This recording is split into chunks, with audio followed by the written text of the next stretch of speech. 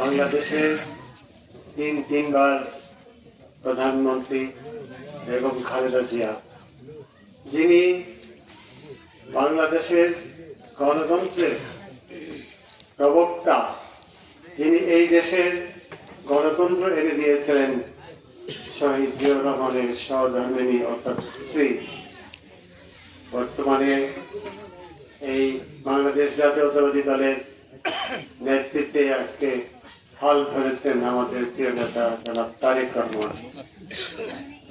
আপনারা জানেন আমাদের নেত্রী কতটা বছর থেকে শেখ হাসিনার কারাগারে লাঞ্ছিত অবস্থায় অসুস্থ হয়ে গেছেন। মিথ্যা মামলা দিয়ে তাকে কারাগারে ফেলে দিয়েছেন। তিনি স্লো পয়জনিং হলো আজকের এই অনুষ্ঠানে, তার জন্য দোয়া মাহফিলে এসেছি। যিনি এবং তার পরিবার এই বাংলাদেশের জন্য উন্নয়নের লক্ষ্যে কোটি কোটি মানুষকে একটা স্বপ্নের দেশ গড়ে তোলার প্রয়াস তিনি নিয়েছিলেন, তার প্রতি এই অনাচার অবিচার এই দেশের কোটি কোটি মানুষ কখনো মন থেকে গ্রহণ করতে পারেনি। আমরা কোবাইল ইউনিয়নের এই প্রথম এলাম যখন এই দেশ দ্বিতীয়বার স্বাধীন হলো, অর্থাৎ ৭১ সালে যে স্বাধীনতা হয়েছিল, পাকিস্তানিদের হাত থেকে এই দেশ আমরা স্বাধীন করেছিলাম। আমাদের সুলতান ছোট ভাই সে একজন মুক্তিযোদ্ধা ছিলেন না, সহকারী যোদ্ধা। সেই দ্বিতীয় মুক্তি যুদ্ধের পর দ্বিতীয়বার স্বাধীন হলো এই আমাদের ৪ আগস্ট। আমাদের এলাকার উন্নয়নের কাজে পেয়েছি, নিজ হাতে গড়ে তোলা এই মানুষটা আমার দক্ষিণ হস্ত স্বরূপ ছিলেন সুলতান উদ্দিন। আপনারাও তাকে মূল্যায়ন করেছেন। আজকের এই সভাপতি, যার ফলশ্রুতি হিসেবে সে বারবার নির্বাচিত হয়।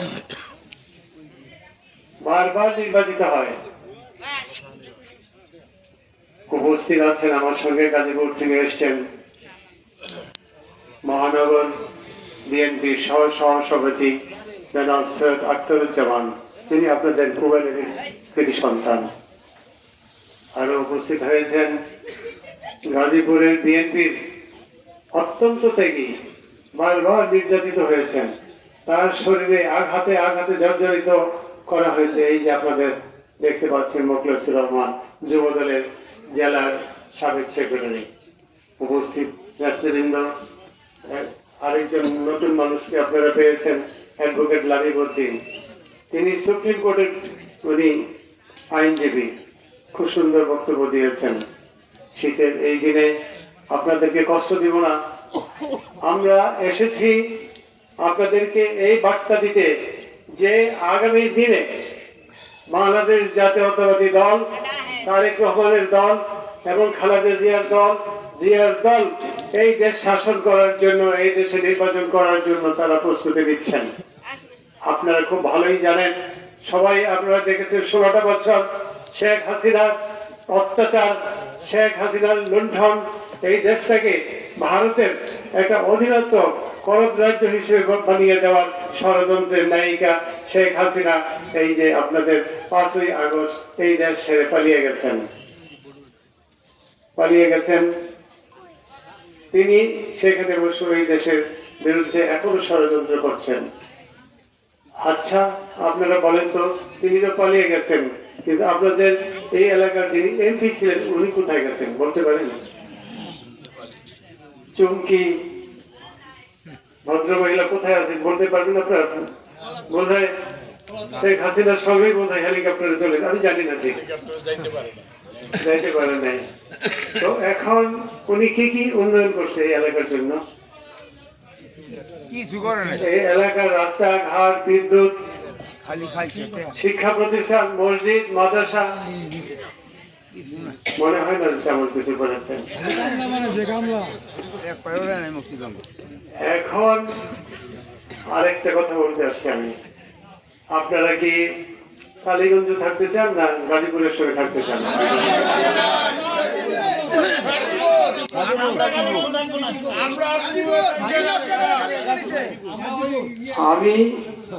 আমি আসছি আপনাদের বার্তা দিতে। দেখেন, গত 16টা বছর আমি মোবাইল ইউনিয়নে আসতে পারিনি, আপনাদেরকে নিয়ে গেছে কালীগঞ্জে, অথচ আপনাদের কাছ থেকে উপজেলা চেয়ারম্যান বানিয়েছেন আপনারা। এই ছেলেটা অনেক ত্যাগ করেছে আমার জন্য। এখন 16 বছর যাবৎ আপনারা চলে গেছেন কালীগঞ্জে আমাকে ফেলে।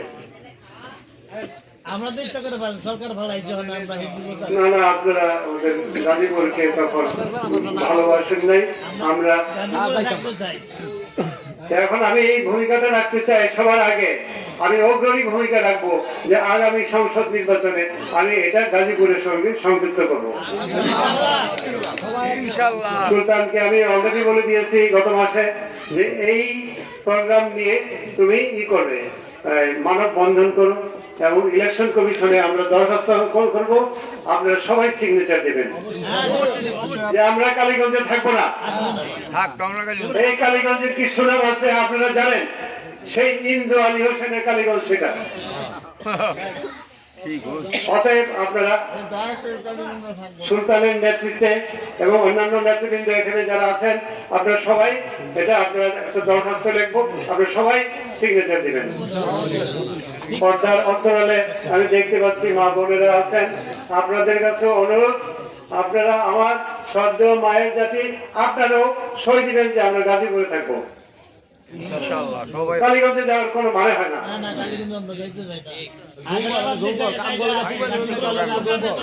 আমার পিতা যারা মুরব্বী আছেন আপনারা জানেন, নওয়াব আলী সাহেব চেয়ারম্যান ছিলেন, নাম করা নেতা ছিলেন।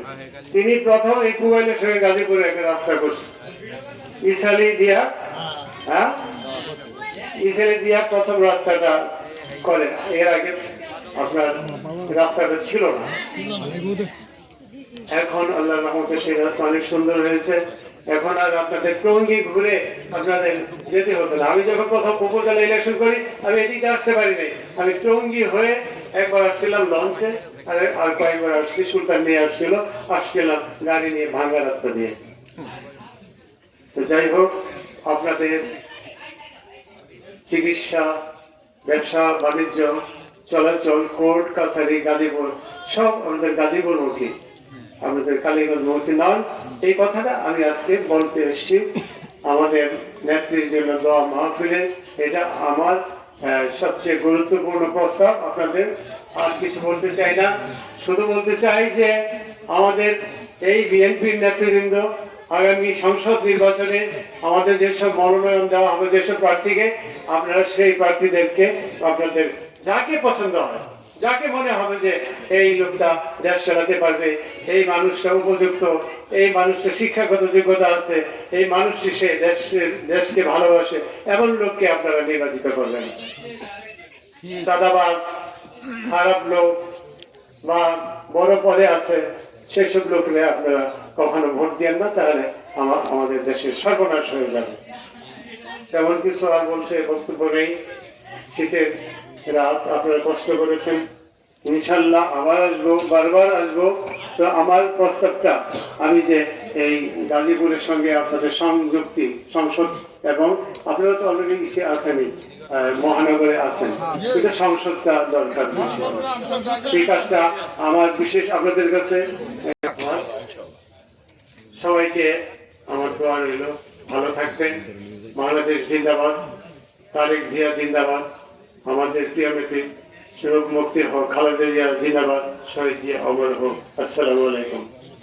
বিএনপি অন্যান্য সহযোগী সংগঠনের উদ্যোগে আজকে দোয়া ও মিলাদ মাহফিলের সম্মানিত প্রধান অতিথি, আমাদের সকলের প্রিয় সর্বজন শ্রদ্ধেয় গাজীপুর সদর উপজেলার আমাদের প্রিয় নেতা, যিনি অনেক কষ্ট স্বীকার করে আজকের এই সভায় প্রধান অতিথির আসনটা অলঙ্কৃত করেছি, চেয়ারম্যান হয়েছি, কাউন্সিলর হয়েছি বারবার। আপনাদের দোয়া, আপনাদের নির্বাচনে, আপনাদের প্রত্যক্ষ ভোট নিয়ে মানুষের ভালোবাসা যদি থাকে, মানুষরা ভোট দিয়ে থাকেন। মানুষের কল্যাণে যদি কাজ করে থাকেন কেউ, তার প্রতি শ্রদ্ধার সাথে স্মরণ করে মানুষ তাদেরকে স্মরণ করেন। ঠিক তেমনিভাবে আজকে যার এই দোয়ার মাহফিল সারা বাংলার প্রত্যন্ত অঞ্চল 18,000 গ্রাম, 18,000 গ্রামে, 68,000 গ্রামে, প্রত্যন্ত অঞ্চলে আমাদের দেশ নেত্রী, যিনি আপসীন নেত্রী, যেটা এক বাংলার মাটিতে একটি মানুষের রয়েছেন যাকে আমরা আপসীন নেত্রী হিসাবে এই পৃথিবী বাংলার মানুষরা চিহ্নিত করেছেন। সেই নেত্রী হচ্ছে আমাদের বেগম খালেদা জিয়া। আজকে মৃত্যুর সাথে উনি পাঞ্জা লড়েছিলেন দীর্ঘ বৎসর কারাবরণের মাধ্যমে। আর সেই জালিম সরকার, যিনি ফ্যাসিস্ট সরকার, তাকে একবার আমাদের অ্যাডভোকেট সাহেব বলেছেন মানুষ আপিল করেন সাজাকে মওকুফ করার জন্য, আর আমাদের সাজা বেড়ে যায়। এই হচ্ছে আওয়ামী সরকারের চিত্র। আওয়ামী সরকারের আমরা 16টি বৎসর আমরা অনেকেই বাড়ি ছাড়া রয়েছি। আমরা নির্বাচিত প্রতিনিধি ছিলাম, আমরা ঘরে থাকতে পারিনি, অন্যের ঘরে যেয়ে গিয়ে আমাদের রাত্রি যাপন করতে হয়েছে।